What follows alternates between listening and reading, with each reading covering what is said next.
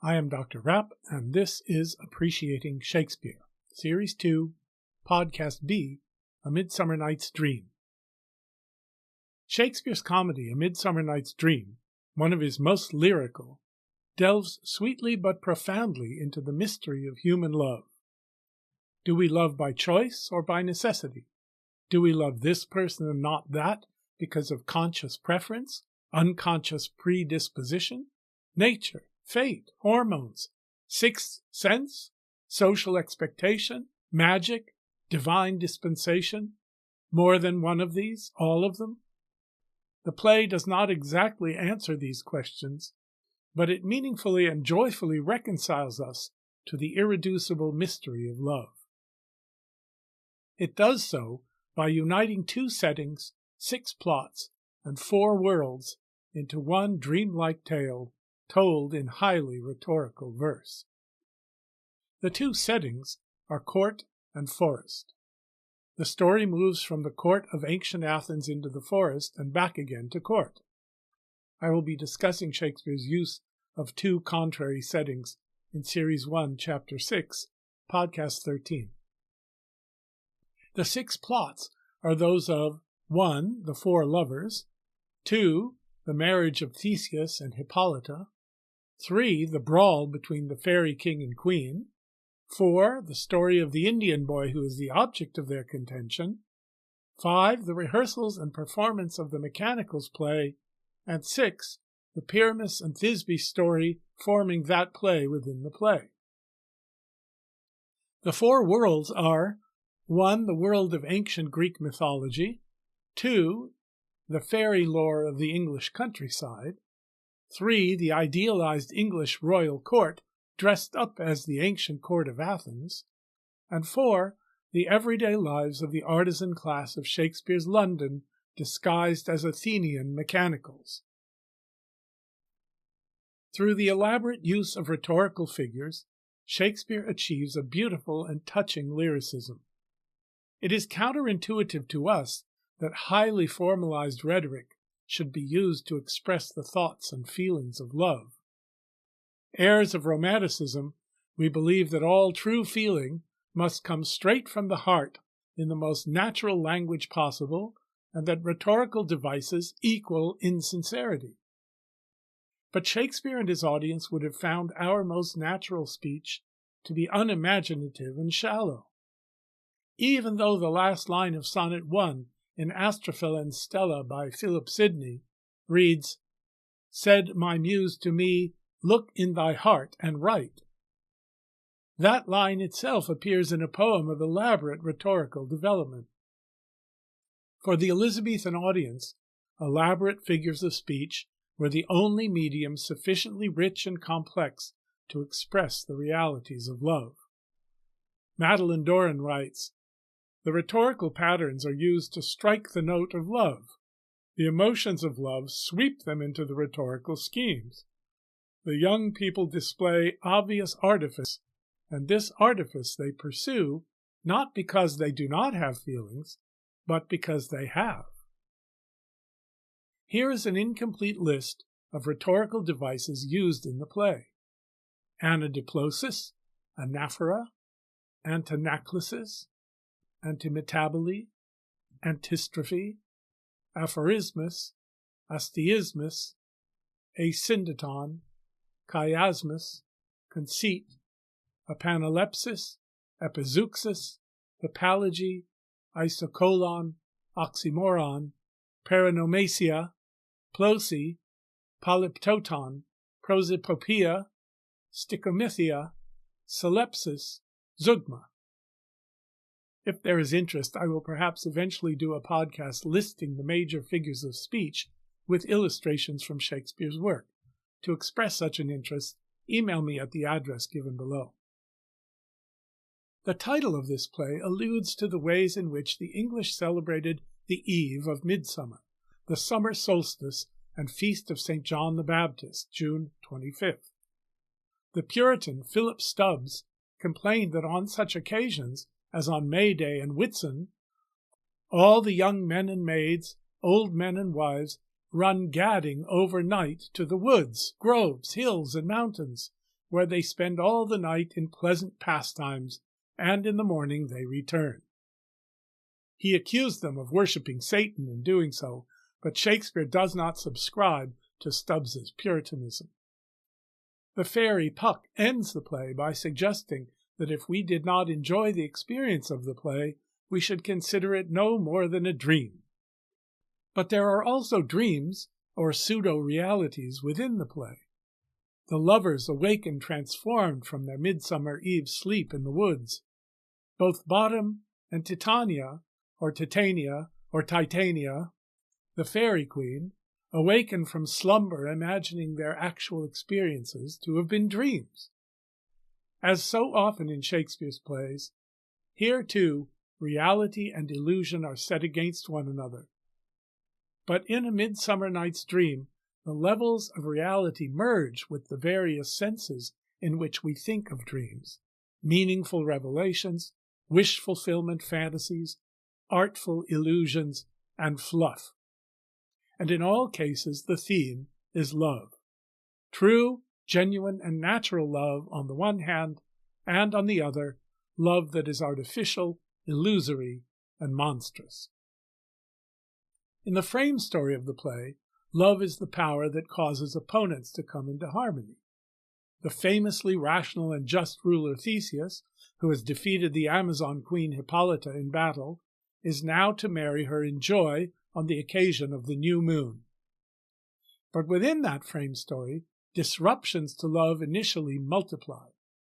Aegeus has decided that his daughter Hermia must marry Demetrius, though she loves the equally respectable Lysander. Seconding Aegeus, Theseus offers Hermia two alternatives: perpetual virginity in a convent devoted to the service of the chaste goddess Diana, or death. Hermia's bosom friend Helena loves Demetrius, who swore his love to her until he saw Hermia. In the meantime, nature itself is disrupted because the fairy king Oberon and the fairy queen Titania are in mutually jealous conflict over possession of an Indian boy. And love is comically threatened with disruption by the comically inappropriate choice of the tragic love story of Pyramus and Thisbe, based on the tale in Ovid's Metamorphoses, to be performed by the workmen of Athens in celebration of the royal wedding. Love is both the source and the victim of all these conflicts, and Shakespeare, in Act 1, Scene 1, line 134, has Lysander call upon all previous tales and histories, read or heard, to assert aphoristically, "The course of true love never did run smooth." Bottom complains that reason and love keep little company together nowadays. The more the pity that some honest neighbors will not make them friends. That's Act 3, Scene 1, lines 143 to 146. However, being a comedy, the play does make reason and love friends, for it ends in reconciliations, healing, and happy marriage. But how? How is this harmony achieved? By what means are all these rough courses of love smoothed? Shakespeare does not take the obvious route of ascribing the resolutions either merely to nature or merely to the magic of the fairies.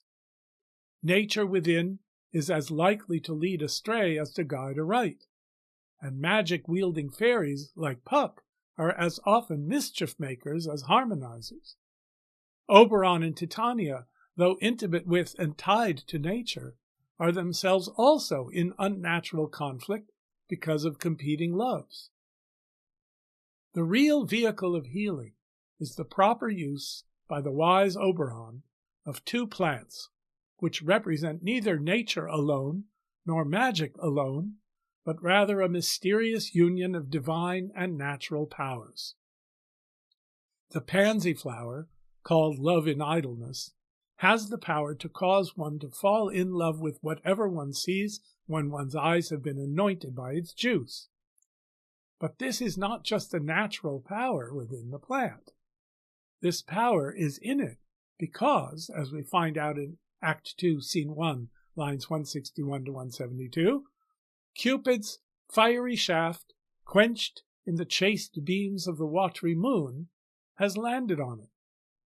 In other words, Oberon has seen what even Puck could not, that the flower's virtue has its source in the invasion of the natural by divine qualities. The formerly white flower, having received love's wound and turned purple, now can make man or woman madly dote upon the next live creature that it sees.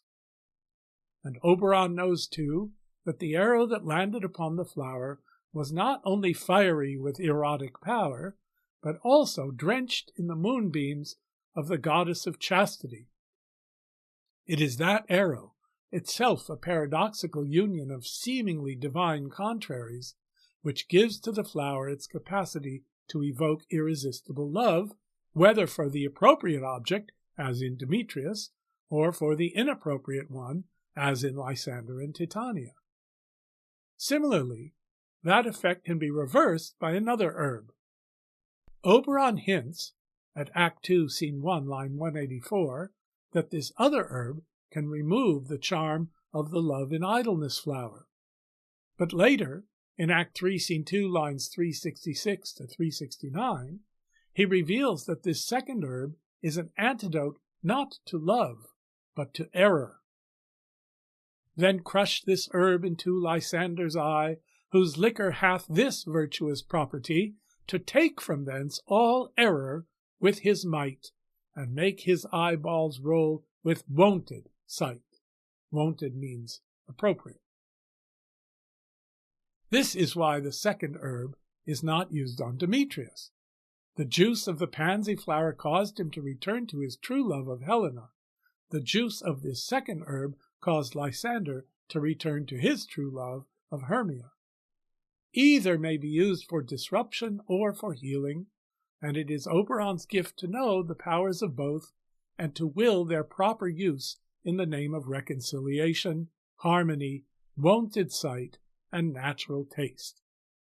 In Act 4, Scene 1, lines 174 to 176, when the lovers have awakened from their various real or apparent dreams to find the conflicts resolved, Demetrius says that having, as in health, come to my natural taste, now I do wish it, love it, long for it, and will for evermore be true to it.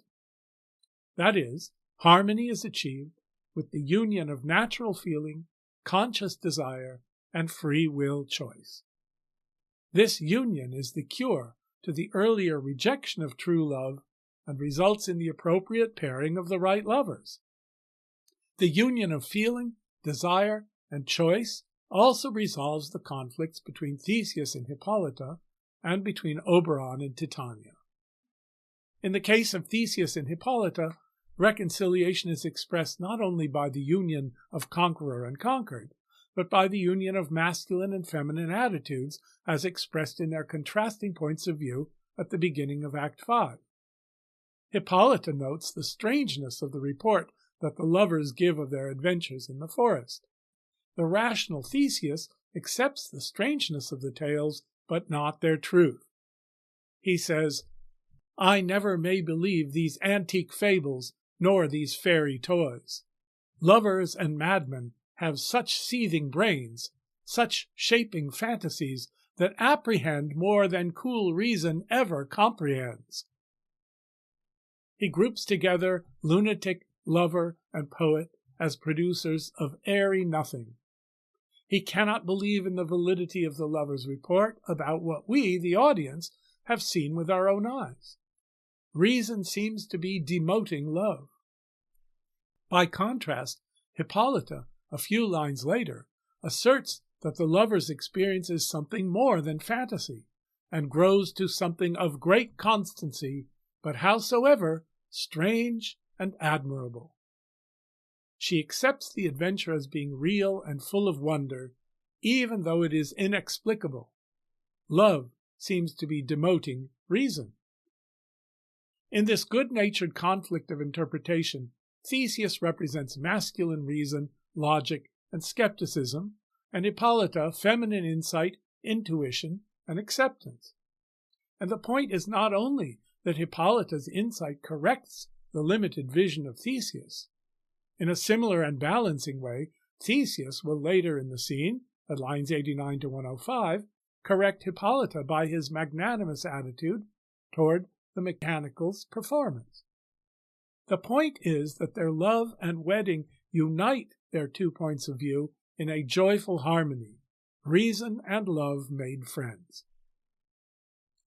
In an equally pleasing parallel, the reconciliation of the royal fairies results in a restoration of the natural succession of the seasons in their proper places. In Act 4, Scene 1, lines 87 to 92, Oberon, waking Titania to the harmony of music, says, "Now thou and I are new in amity, and will tomorrow midnight solemnly dance in Duke Theseus' house triumphantly, and bless it to all fair prosperity. There shall the pairs of faithful lovers be wedded with Theseus, all in jollity." Marriage for all, here celebrated in 6 lines sharing a single rhyme, symbolizes joyful harmony for all. The play concludes by making the tragedy of Pyramus and Thisbe into a vehicle of celebratory hilarity. Shakespeare transforms the tragic tale into farce, and through it into high comedy, with the implied contrast between the naivete of the performers and the sophistication of their audience, not only their courtly on-stage audience, but the audience for whom Shakespeare wrote. Most likely, that was a gathering of aristocrats, possibly including Queen Elizabeth, in a manor house to celebrate an actual wedding. Eventually, it was also the public theater audience for whom we know the play was later performed. As Harold Brooks writes, the artisan's anxiety is part of a major joke, their fear of creating too much dramatic illusion when it is obvious they will create far too little. All art depends on the paradoxical simultaneous experiences of empathy and psychic or aesthetic distance. We must lose ourselves in believing that the characters we are seeing on stage are real, and at the same time, we must remain aware that what we are seeing is art, not life.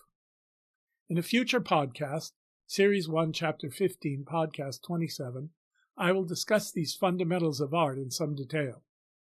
The mechanicals are fearful of their audience's excess empathy. They fear that the lion will fright the ladies, costing the players their lives, and labor to create as much psychic distance as possible. At the same time, they lack any faith in the power of words to evoke empathy, so that they feel they must use actors to portray the moon and the wall, since, unlike the actual theater audience, they cannot imagine believing in them based on words alone. The naivete of these mechanicals aspiring to acting, mediated by the light-hearted critical commentary of the on-stage aristocratic audience, causes Shakespeare's own audience to revel in their own sophistication in the midst of their hilarity. Thematically, however, there is more to the farce than the self-approval of the audience. The story being told by the mechanicals is a tragedy of a sort that might have happened to Hermia and Lysander. Pyramus and Thisbe, too, disobeyed their fathers and ran off to be married against the parental will, and they died for it. So did Romeo and Juliet, about whom Shakespeare wrote in the same year.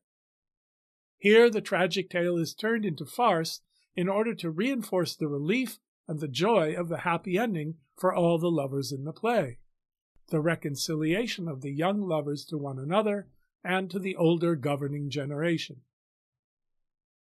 As Theseus and the court point out the naive follies of the performers, they are also enacting a magnanimity that weighs the players' goodwill far above their lack of skill. When Hippolyta observes in Act 5, Scene 1, line 88, that Philostrate says they can do nothing in this kind, meaning they are not any good at performing a play, Theseus replies, "The kind are we, to give them thanks for nothing. Our sport shall be to take what they mistake, and what poor duty cannot do, noble respect takes it in might, not merit." The phrase, "takes it in might, not merit," means measures the gift not by actual merit, but in respect to the capacity of the giver. Compare that with Luke 21, verses 1 through 4, and the proverbial phrase, take the will for the deed. By some, this passage is thought to be a bit of flattery to Queen Elizabeth, who might actually have been in the audience and who prided herself on appreciating the good will of her subjects. But thematically, Theseus is reinforcing the power of love, including the good will of the mechanicals, who wished to please their prince with their performance, however inept. At Act 3, Scene 2, line 115, Puck has observed, "Lord, what fools these mortals be." Because he is right, all of us are in need of the magnanimity of love that Theseus shows to the mechanicals. Once the play has revealed this to us, and its plot has brought into harmony all the forces that have impelled and disrupted love, it remains only for Oberon in Act 5, Scene 1, lines 417 to 420, to order his fairies to bless every several chamber with sweet peace and safe rest. No analysis of this play can possibly convey its delights better than the poetry of the play itself, and no play of Shakespeare's until The Tempest so perfectly merits all that we mean by the word magical. I am Dr. Rapp, and this is Appreciating Shakespeare.